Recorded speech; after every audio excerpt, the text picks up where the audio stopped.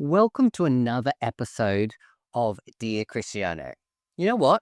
I really love having my family visit, but what I really also love is I love it when they leave. Now, recently, over the past couple of months, I've had quite a few visitors stay at my place. Now, I had my parents come for my 40th birthday and they stayed for like a week and a half. Then we had my partner's mum and his auntie come and they stayed for almost 2 weeks. And then my sister just recently came and she stayed for a week.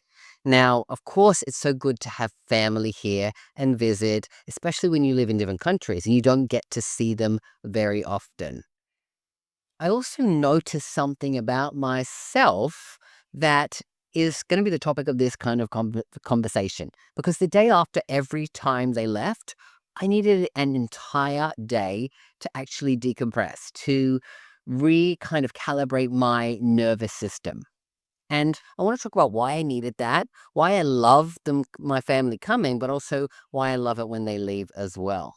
And of course, I want to talk about what are the things that shifts and changes and affects my nervous system when actually someone comes and enters into my space. Because for me as a Taurian, I'm someone who loves my home. I have a beautiful home, and and it's filled with beautiful energy. Of course, I've got my beautiful pets, I've got my 3 dogs and my cat, my partner, and so, we have our life, we have our routines, so when other people enter your space, things for not just myself, but for my animals and everything gets kind of moved around, shifted around, and kind of into a bit of a jumble. Now, that's not their fault, of course, it's great to have them here, and this isn't about my sister or my partner's parents, and my parents, but it's just what these situations recently have made me notice, because before that, I never really had, visitors stay at my house for long periods of time, so this is a kind of a newish experience for me. So, when we talk about it recently, because I want to focus on the most recent time as the most kind of comprehensive topic of what I want to talk about, really. Because obviously, you might have not like for me personally, me and my sister, we grew up in the same household, obviously had the same parents, but we lived completely different lives. Now, me, I lived in Australia, I was in Sydney, I was gay, I moved to Bali, I had my own businesses, I have my own life here, right? My sister has lived in the UK for like the past 15, 16 years, has a completely different career. She's like a operations manager for like a chain of pubs. So her life is completely different to mine. So I'll start off by saying that. Now, what you realize when you don't because I don't see my sister very often. She did come a few months ago, like in February, and stayed with us for a couple of days. But she was on the way home from a holiday, so she was in a different stage of her life. This time, she was moving back from the UK to Australia and was visiting us on the way through. So different stages as well affect different people differently as well. And I noticed some of these things back then as well. But before that, it might have been a couple of years since I saw her, right? And that's okay, right? But what you realize is as we grow and as we evolve, you realize that, there are some things that you notice about the person that have changed, but you also notice how some things are exactly the same. Same parents does not equal same childhood. A gay man's upbringing in life doesn't equal a straight woman's lifestyle as well. Living in Australia and Bali versus someone living, 15 odd years of their life in the UK isn't the same. Different relationships, different careers, different cultures, experiences obviously shape us very differently. So the things are that we inherit some things from our family and some things we reject. Now, if I look at my family and I look at myself, I feel like the lone wolf. I feel like the outsider, the one that's completely different. Not just because I'm gay, but because of kind of the way that I've lived my life. My family, every one of them, they're all atheists. So they do not believe in any religion or any gods or anything like that. Whereas I'm a spiritual person. I don't necessarily believe in like, God in the sense of like religious people, but I do have a deeper belief in the universe and like there being something out there that's there. I don't like to necessarily say God because it has a lot of different connotations to it, but it's probably similar feeling to what people who do believe in God have. So there's that big difference there, right? A different set of belief systems around spirituality and the future. Every single person in my family has had like a career. They've stayed in the same careers mostly their entire life. Like, for example, my dad was in IT. My brother, my oldest brother, is in IT. My mother worked as like, receptionist and accountant thing, that kind of vibe. And my brother is an accountant. And then my sister, as I mentioned, works in operations for pubs, and she's worked in pubs and hospitality her entire career. Whereas for me, I have shifted. I was in corporate. I did a number of different corporate roles. Obviously, I led a big team of 300 people before I left corporate. And then since I left, I've been, an entrepreneur. I've had my own coaching business. I run my own podcast. We have Airbnbs that we have operating here in Bali. And we also have a kitchen that is in Lombok, a catering kitchen as well. So if I look at everything, my life is kind of shaped differently. And I'm the kind of person that instead of always following the trend, and this is kind of one of the things that I always got in trouble for growing up, was that I always questioned everything. Why, why, why? I always got in trouble because I was basically taught to shut up, and not question things. Whereas I was always curious and wondering why that happens, or why is that possible? Because if it makes sense to me and I believe in it, then I'll believe it too. But if it doesn't, then that's the stuff that I deliberately reject. So I think when it comes to specifically my family, of course I love all of my family, but I've noticed that inherently I'm very different to all of them in how I see the world, how I live my life, and how I operate. But that doesn't mean that, I can't see the great things in their lives or enjoy their company, because we do. Like when they come here, we do a lot of great things together. But, again, when it's different and you have that contrast, especially sometimes where it's super conflicting contrast, those are the things that can really, get you to question stuff. And I'm an internal person, so I'm not the type of person who's gonna, especially with my family. Maybe 10 years ago, I was the conflict person, and I would always get into arguments, especially if, I was having some drinks with them and things happened around the table and someone said this, I would be that person who would like bite. Now it's like I know not to do that because it's not important. And also, just because I feel something differently or see something differently doesn't mean their life is wrong. But doesn't mean that when it gets thrown in your face that it doesn't bring up stuff internally. Because my adult life, I've been consciously questioning things, consciously questioning the life that my parents have lived in, and then their grandparents and whatnot, and what's been sent down generationally, and what are the wounds that I've had from that I need to work through to kind of change some of that generational trauma that might have happened, right, in the family, because there is always in every single family some sort of generational stuff that gets passed down, and it has to be someone there that breaks the chain. And so for me, having that and then living my life and having my home right now, because my home, like I said, as a Taurian, someone who really values home and comfort, my home represents to me safety. It represents to me relaxation. It represents to me my family, my babies, my which is my pets, and my partner.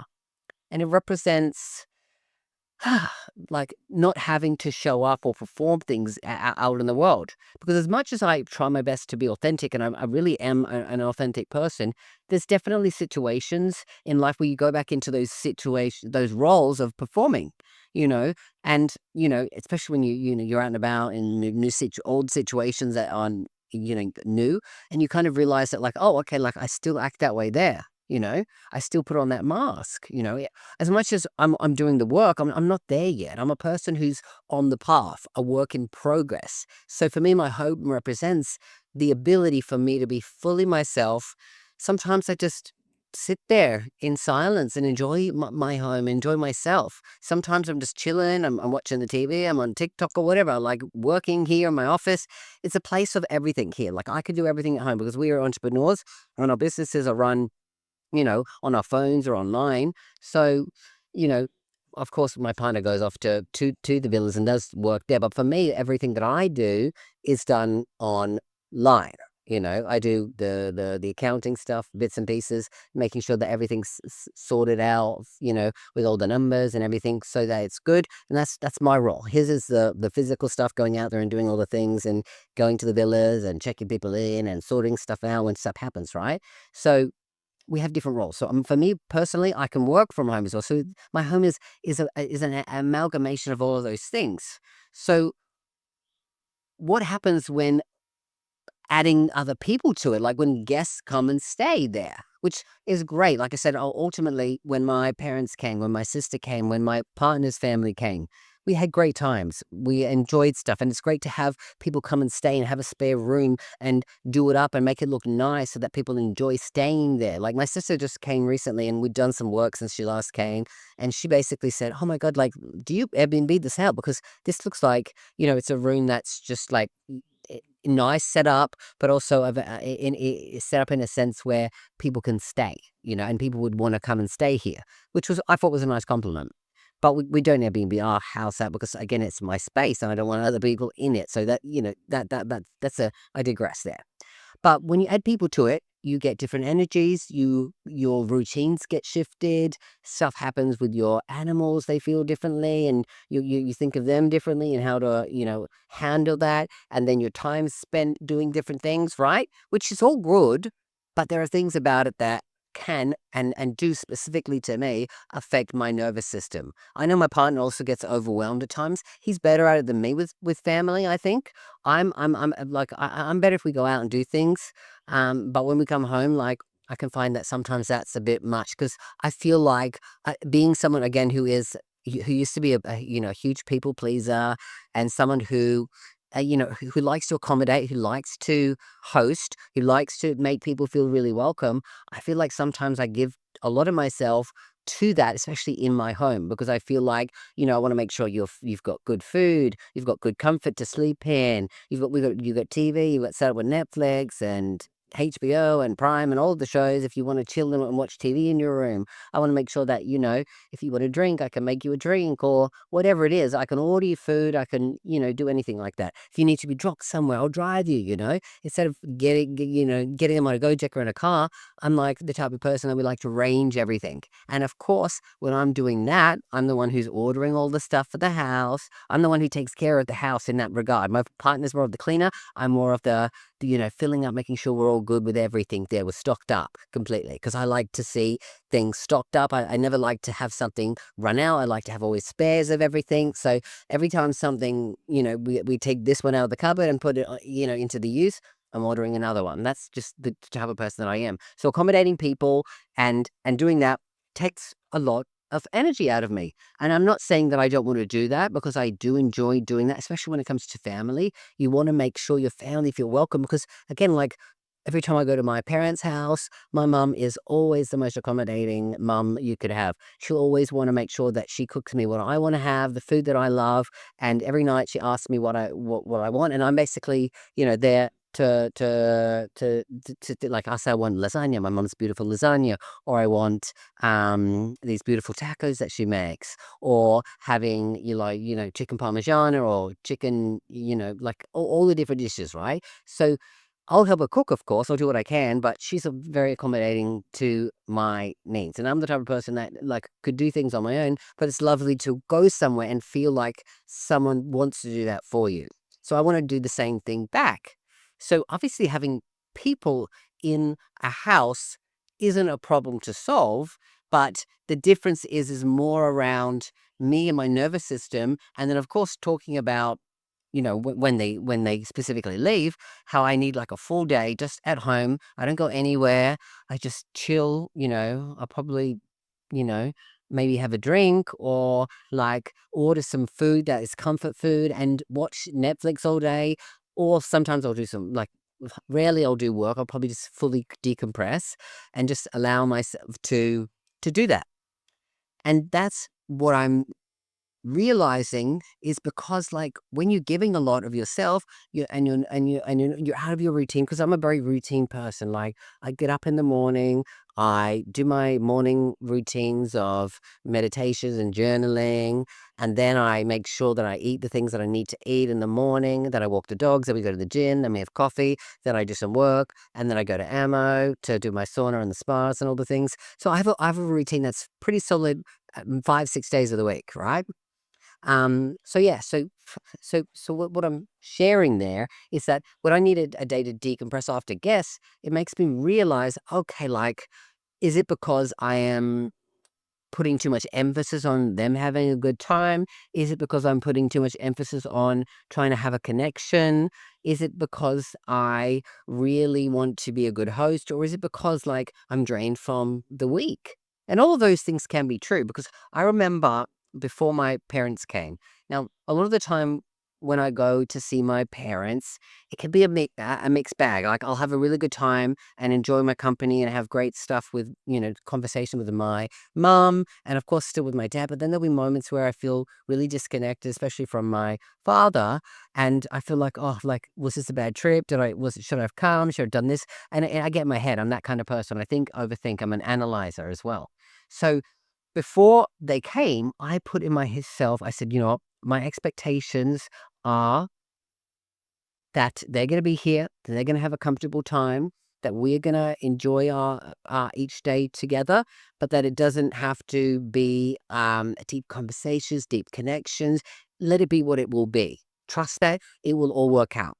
And that worked out fantastically because I had a great trip there. Even though I still needed the time to decompress afterwards, I don't think that's a bad thing. We still had a great time. We traveled. They got to come and see some of our businesses. They celebrated my birthday with me. They met some of my friends, and it was a beautiful experience. So, in all, it wasn't the decompress was more around having to get back into the swing. Like, okay, this is my day to veg out, to take care of myself mentally, emotionally, my nervous system, all of those things, and then come back into it the next day and get back into your routines. It's kind of like the bridge, I would say, the bridge between this and then getting back to reality. And you need that recovery moment to do that as well, because when we look at it with people, especially, I think it's different with your parents to siblings. Like, when my sister, you know, comes here, we have so many things that we have in common, but we also have so many things that are different. Now, some of the things that we have in different are, I'm someone who is a very value time, and I like to stick to time and be on schedule. My sister is completely the opposite. Like, time gets away from her. She's not thinking, 10 minutes can be 45 minutes quite quickly. And, then you're rushed and you can't do this or you can't do that. Or, she wants to do this. And then you feel like you're out and about for a million hours, right? So there's that.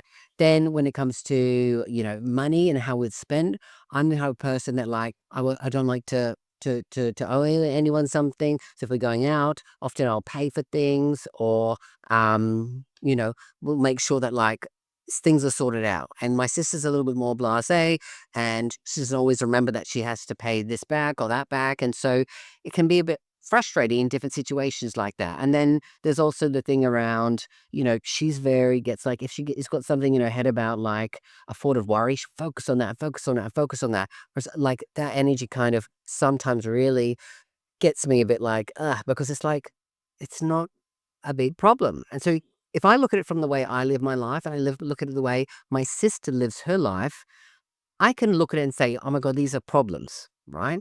And as a coach, as a person, my default is find the problem, fix the problem, find a solution, right? All of those things. So if I see something that to me isn't working, immediately I want to solve it. And because I know with my sister, we've had a great relationship throughout the years, and we are quite close, even though we don't speak very often. But when we do, we kind of pick up where we left off most of the time.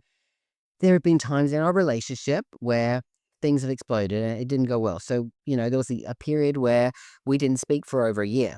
Um, Mostly on her end because she wasn't speaking to me. I got over it quite quickly, whereas she wasn't ready to, and she kind of avoided me for a year. And then when that reconnected, we kind of, instead of talking about it because she didn't want to talk about it, she's not that kind of person, we just kind of started fresh and kind of started a new relationship, which was kind of good because there was a lot of old baggage there and a lot of old kind of feelings around this or roles of there, and kind of that kind of allowed us to reset things in a good way. And so now if I see something and I see something, I'm like, oh my God, like this thing to me, like if you just worked on that thing, life could be better for you. But I don't say those things to my sister because I believe that it's her life. I believe that maybe she doesn't want to hear it from me. And I also think and feel like if I say this, is she going to get offended? Is this going to cause a problem as well? So I thought, you know what? This is not my life. Just because I live my life this way doesn't mean her life is wrong. If this works for her and she's happy and she doesn't want to change that, then that doesn't affect me, right? Of course, if it was my partner, it would be a different thing because we live together, we have a life together, and those things could bother me. Now, of course, some of those things do, but that's a different story. But when it comes to my sister, it's like her life is her life, and if I'm looking through my lens of my upbringing and me and my past, it's completely different to hers. So what works for her and what she does, and she doesn't see a problem with, I have to also accept. But sometimes in the moment, there's that conflict between, ugh, this irks me because I don't like that kind of behavior for myself. So I have to kind of take a step back. So I think some of it is that as well. And understanding that I don't have to say anything has helped me enormously. And that quality of finding the problem and fixing the problem has also helped me enormously in life because hang on a second, like it's got me to where I am today. And I like it's got me to be in a great career where I can help other people who want the help, who come to me in my coaching business. I get to help solve their problems for them. I get to help them understand where the problem is and also give them the power and the tools to able to fix it for themselves. But if I try to apply it to people in my own life, I realize that like I shouldn't be doing that because again, there's a whole lot of history there. And also, if it's not a problem for them, then it's not a problem. So why would I want to make it a problem? I just have to realize that people aren't problems to solve. There are problems to solve in the world and problems to solve in people's lives, but specifically, people aren't problems. Especially when they haven't come to me and asked to be fixed. Now, if one of my family or friends came to me for advice and asked me what I thought, I would tell them, and I have. Specifically, my sister went through a relationship and a breakup not long before she moved, maybe 6, 8 months ago. I'm not exactly sure of the timeline. Um, and she called me for advice. I was the person she called out of everyone, right? And we had a good conversation and I helped her in that way. And she appreciated it because she was looking for that. And so I realized and I reflected back on that time, those times I said, I've helped you out where you needed it and where you wanted it. And that's where I have to stand there because again, like I said, these problems that I see aren't problems for her or she's not in a place where she wants to solve them. And to be honest, then she doesn't need to solve them. For her, if her world life is working that way, she's got a different life to me, and I have to also accept that. And again, I have to take away the judgment that I have sometimes because I do have to admit that there are times, especially when it comes to your family and you want the best for them and you want to see the best for them, you want them to have the love, you want them to have the finance, the career, what they want. And when you see things that I can see that might be a block for that, I know that I'm judgmental and I have to admit that that's something that I do, and I have to really figure out how to do that because, the first thought that I would say to someone, especially when it's like an issue that's been on for like 10, 20, 30 years, like my sister with the time management and stuff, that's been an ongoing thing and an issue we used to have when we were younger, like would be awful. And my thought is, I thought you would have grown out of this by now. I thought you would have learned, right? And so I have to realize that, like, again, if it's not a problem for her, it's not a problem. And then I have to also think, what am I actually measuring growth against? Is it just me versus her? and my life, because like she's grown in so many beautiful ways. She's got a beautiful career. She has beautiful relationships and friendships. She's traveled the world. She's done so many things. She's moving back to Australia. She's moving into a whole new chapter of her life. She's going to buy a house and all of the things. So I'm very proud of her. I'm very proud of the life that she's had there. And I have to realize that like those are the things that are important. The time management stuff, like I have to figure out a way that I can manage that so I don't get bothered by it. Like, so I don't get kept waiting for like 45 minutes for this or that, like what's the solution for me is maybe it's like, okay, if you're going to take that amount of time, maybe you just got to go Jack home. I'm going to drive home. I'll meet you at home when you're ready and done. And then it's not a problem, right? It's like you can get on a Gojek. It's not hard. It's, friggin' cheap as chips as well to do those things. So you're a grown woman, you can get yourself home, like, but I don't have to feel always responsible for her, responsible for timing management, I just have to focus on myself and her as a gift and making her feel comfortable. But if it comes to those things that really bother me, I have to say, look, this is my solution, right? Or, whatever it is, I'll next time she comes, we'll figure it out. I'm visiting at the end of the year. It's different when I'm going there than they're coming here because I'm in their space, not they're in mine. And it's different. I'm the guest. So I don't feel the same things, it's different, you know. So some of the questions that I obviously come up with throughout my situational life is, am I confusing different from me with less evolved than me? That's where I'm talking about the judgment. Like, do I think like, okay, you're different to me, and that means you're not as evolved than me? And that's something that sometimes I question. Like, do I have this part of me that sometimes thinks that I'm better than you, or like you should be living life this way? Because who thinks that who like someone else out there might be thinking that my life, I need to change this, or that my life's not working this way, right?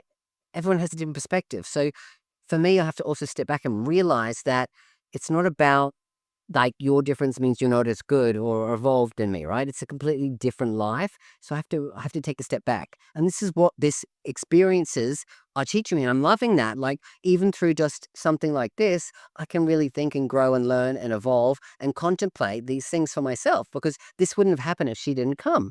I wouldn't have had the opportunity to have the decompression day and then have this past week really think about it, because obviously we had a really great time. Like we did a lot of great activities. We enjoyed some quality time together as well.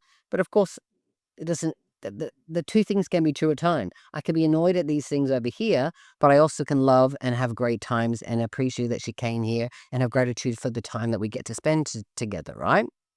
you know, because again, if she's gonna, she could have stayed here and been like, oh my God, they're so annoying. They're so living in a routine. Like, I feel like I have to live this.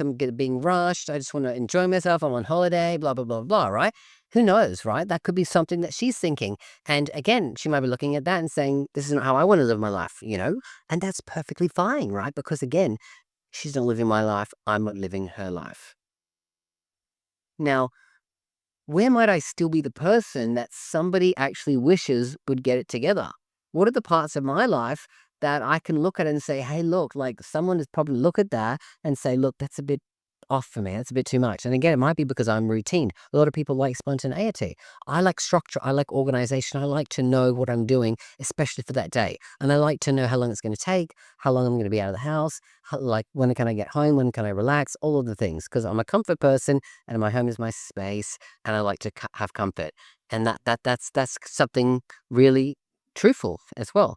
And of course, I want to be the best for people that I love. I want to show up in a good way. So again, when I have these conflicts, I have to take a breath. I have to still be true to myself, but I also have to be honest and say, hey, look, like honest to myself and say, look, yes, this does bother you. We have to compartmentalize that for now. You've got guests. This issue is your issue. It's not an issue that you have with them. It's your issue that you have to work through, right? Because also, this definition of best, whose definition is it that I'm using? Is it my definition of I need to be the best for people, or is it someone else's? Because there are many different things that we get from our family growing up, and sometimes, we play different roles in our family. And I've realized that throughout my life, I've always felt like I've had to try to help and solve and do these things. I think it came from, I think, growing up as a gay man, especially in the closet. I felt like I had to do a lot of things to try to make other people happy, and I thought so much about people not liking me that I went into people pleasing mode because I was like, okay, like how can I make people like me? How can I make feel like my family aren't gonna lose me? What can I be the best at? You get into that perfectionism mode, feeling like you need to be the best and all the stuff. When again, people aren't problems to solve. People aren't things to be fixed, you know? Of course, I want my family, the best for my family. I really want my sister to move back to Australia, settle herself. I want her to find love and partnership because she hasn't had a long term relationship really for a long, long time. She's had a number of short term relationships while she was in the UK, but she never really had a long term partner of that whole time that she was away. And I know that she really wants that, and I really want that for her. And, but again, what she wants from a relationship isn't what necessarily what I would have like imagined for her. Like because that's the key thing is that this is her life. What she wants is the key thing. And so I have to, like I said, step back and realize that like me thinking that like, oh, if she acts this way or if she works on this, she'll be able to find someone like she's gonna be a match for the kind of person that she's a match for. The kind of person that she's a match for will live life similarly, will have different like similar values, right? That's the reason why you go into a partnership with someone. It's because you find a person that you're connected to. Of course, you had differences, and you can push people to grow by the differences that you have. But fundamentally, a lot of the things you'll have will work together. Or she might meet someone who will really help solve these problems for her if it's a problem to be solved. That's nothing for me to work on. But all I can say is I really do want the best for her and I hope the best for her and I know it's out there for her. And I know that she'll get that as she goes through this new chapter of her life. Again, I don't want to create problems that aren't already there. Again, she's happy living her life, going back. She's got a beautiful dog. She's living with her parents. She's spent a lot of great time with them. She's going to go looking for a job, enjoy a new lifestyle, beach all the time, that kind of thing. Someone's potential isn't my responsibility. So I have to make sure that I realize that. Because again, what I want for her is ultimately for her to be happy and to have a great life. And this is for all of my family and all, like I said, so someone's potential is my responsibility. It's what they need to do. And, oftentimes the little things aren't always little because staying with someone really does change the relationship temporarily. Especially, like I said, my sister visited in February, I believe. And since then, we've probably had one or two phone calls. Of course, we message here and there and whatnot, and that's great, right? We message and connect with each other and whatnot, but like we don't speak a lot. So then when someone comes and then you've got like a whole week with them, it does shift, and then your relationship is temporarily changed because like you go from not a lot of contact, but a lot of love still from afar to a lot of contact and sometimes a bit of conflict, right? Whatever it is, whether it's around money, contribution, timing, messiness, consideration, routines, all of the things, all of these things can affect your time together, right? And so, why can some of these tiny behaviors suddenly feel enormous? Because again, it's in your face, it's conflicting, it's shifting with your routine, your normal schedule. And so, like, that can become a bit of disruption because, again, when it's your parents versus your sibling, it's a different thing. Like when it's my parents, I just want to make sure that they're completely taken care of and yada yada yada. With my sister, I would just want to make sure that like she's gonna have a good time and like whatever, and we could spend some quality time together. But again, if she wants to do her own thing at times, good. This time she didn't. Kind of followed with us the whole time, and we had to kind of come up with a lot of the things that we were gonna do, which is great. But there's a difference there, right? I have to look and I have to separate sometimes the behavior versus the meaning that I attach to it. Because the behavior is this the behavior that she's poor on time. The behavior is that she can be a bit more messy than I can be. But that doesn't have to mean that, oh my God, she's a terrible person because of that. Because sometimes you get really worked up and be like, oh my God, rah, rah, rah. But like some of these things are meaningless, but sometimes you make them meaningful. And that's the problem is like you just sometimes have to learn to let things go. Maybe they didn't pay for this, where maybe there's a mess that she's left. Maybe she's, oil spilling throughout the kitchen and whatnot. Maybe she wants to go do this thing that we don't really want to do. And so we do it because, we want to appease her. What story am I creating from that? Or what's the better way to handle it? What's the thing that is there? Because when something is genuinely a boundary versus when is it simply just a preference. And so when it's a boundary, that's something that you need to learn how to enforce. But when it's a preference, like sometimes you can just be a little bit blasé and be like, okay, cool, like we will do this. And so there's the thing that I have to also work through and maybe set better expectations before someone comes as to some of those things so that maybe I don't have such conflict at times within myself. Of course, families will hit differently. I've said this. A friend can do something and it can annoy you, and then you just get over it like that's just them. But family can really annoy you because there's, for me, 40 years attached to it. History magnifies the behavior. We can become younger versions of ourselves around our family. Go back to years ago when we were this way. And I had this conversation with my sister. We were sitting in the jacuzzi one day and we were talking about like how like when you go with a family, like, sometimes you just go back into some of these old patterns or these old roles and it's a bit like weird. So it can be that why is it that neutrality can be easier with clients than people we love or friendships? Like why can we be like neutral and be like okay cool yada yada yada, but we don't accept the same thing when it comes to family? For me, I think it's that history, and there's things that are unresolved or unworked through, and that's the thing that again I have to be able to work through as well. Because when it's that deep, deep, deep emotional attachment, it really does make that curiosity and that acceptance a little bit harder. And that's something that I'm really becoming aware of. And of course, I've mentioned so much that my home is a sacred space. I've deliberately created this little world. I've got my partners, my animals, my work, my routines, Bali, freedom. And so when I have someone inside it, it really does feel differently from spending time together outside it. So, I've had my parents stay before and they've stayed in a different place to my house. Of course, they've come over, etc. But ultimately now I have room for them. They will stay here every time.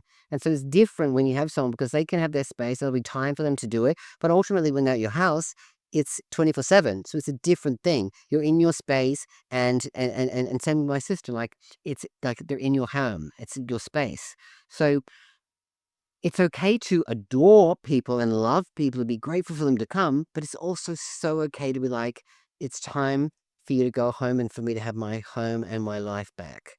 Because I'm a person who really needs solitude afterward, after social engagement. I'm the type of person, like some people go out to social things to get their energy. I'm the type of person who needs solitude to get my energy back.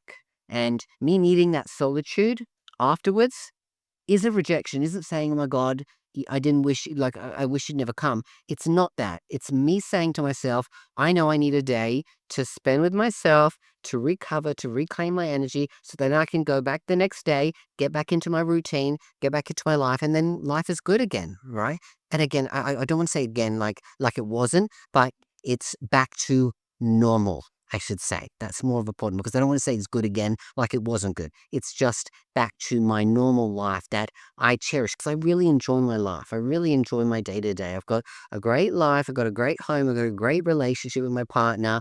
I've got great animals that I love and adore and I spend a lot of time with. I've also got great friends and a great routine. I love the gym. I love going to my spa and sauna and massage, all that stuff. I'm big on self-care and all of that, right? So when it comes down to having that decompression day, what it gives me is that time to decompress, time to reassess and reflect on the week, time to start contemplating, the good things, the bad things, the things that I can work on for next time, so that again we can continue on in a good way. Again, because my family doesn't know these things. I'm not going to go and tell them these things because it does. It's not about them. I don't want them to take this on board as if like this is something that they've done because they haven't. They're just being themselves, which is what I want, right? I really do. But it's me as a person, I need time to decompress. And that's nothing against them. That's what I really want to get clear as well. Because if you look at it, acceptance doesn't equal agreement. I can disagree with someone's choices without secretly needing them to change. I can think that I wouldn't live that way. And that could be the end of it, right? And I could trust another adult to experience the consequences and rewards of their choices in their life because it's theirs. And I don't have to take ownership of any of those things.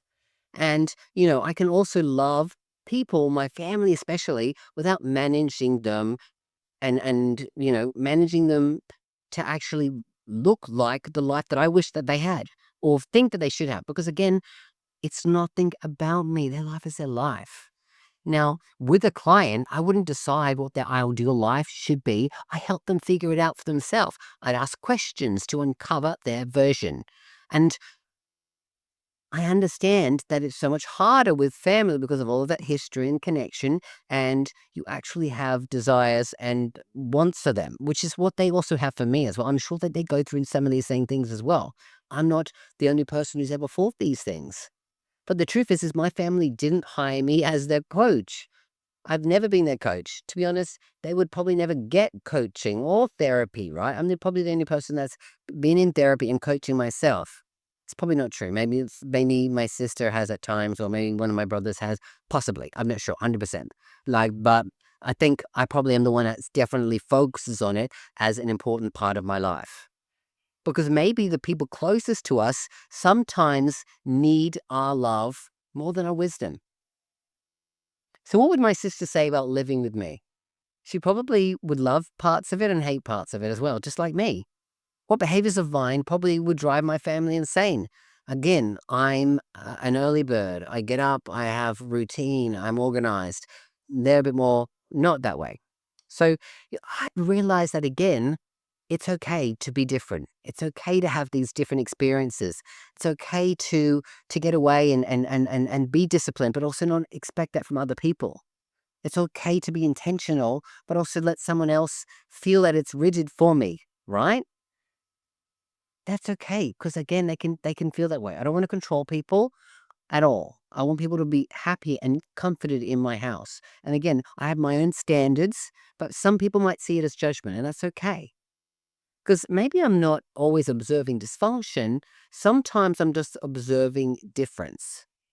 So I want to leave it here and say to you out there, you might be understanding this episode and going, well, this is me. I have these same experiences. You wouldn't be alone. This is a common thing, I believe, that people go through internally. Again, some people are more external. They'll share it and it might cause conflict or it might solve things for them. But also, ultimately, I've realized, especially with my whole family, I have to let them live their life. And my sister's a little different. She'll be the type of person that might want to say the thing that she thinks you should do. For me, if my like when one of my brothers was going to get married to someone who we all knew wasn't right for him, my sister called it out. That caused some conflict between her and my brother. I said, I trust that you'll make the right decision for you, and whatever happens, you'll handle it from there. This is your life. As long as this is what you're choosing, I'm here. But if you want to talk about something, I'm also here as well. So I'm leaving here saying that for me personally, I have to work through the difference between those things that I see as conflicting and maybe like I see as an issue. Because again, my life is completely different to theirs. And if I see it differently and accept them for who they are and allow them to be that way, then I can solve some of the internal conflict that I have been having. And maybe, just maybe, you can too.